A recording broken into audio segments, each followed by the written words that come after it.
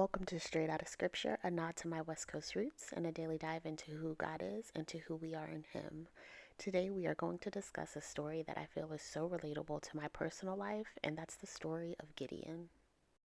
Gideon was a man who considered himself to be the least in his family and from the weakest clan in Israel. It's a powerful reminder of how God delights in using those who feel inadequate or unqualified for His work. When God called Gideon to deliver Israel from oppression from the Midianites, Gideon's immediate response was one of doubt and humility.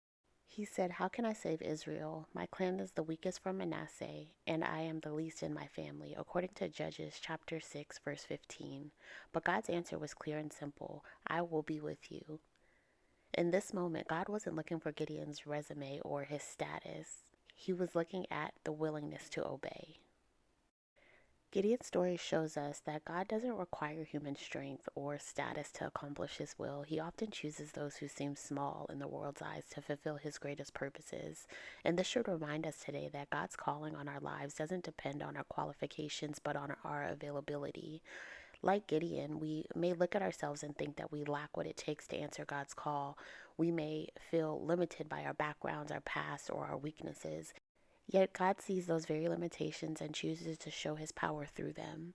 When Gideon led his army of just 300 men against the enemy that outnumbered them, God made it clear that the victory belonged to Him alone. The few who were chosen were willing, and the willingness was what God used to accomplish a miracle.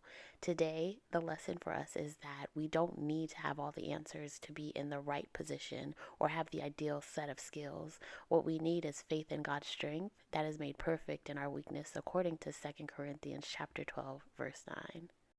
Gideon's story reminds us to embrace where we are, no matter how humble or insignificant that it may seem, and trust that God can use anyone to fulfill His purposes. God doesn't need our credentials, He needs your yes. Like Gideon, if we step out on faith, God can take an ordinary life and turn it into something extraordinary and give you a testimony that you could never imagine with His power and His grace. All right, guys, I hope you enjoyed that word today. As always, I hope you have a great rest of your day. God bless you, and I'll talk to you soon.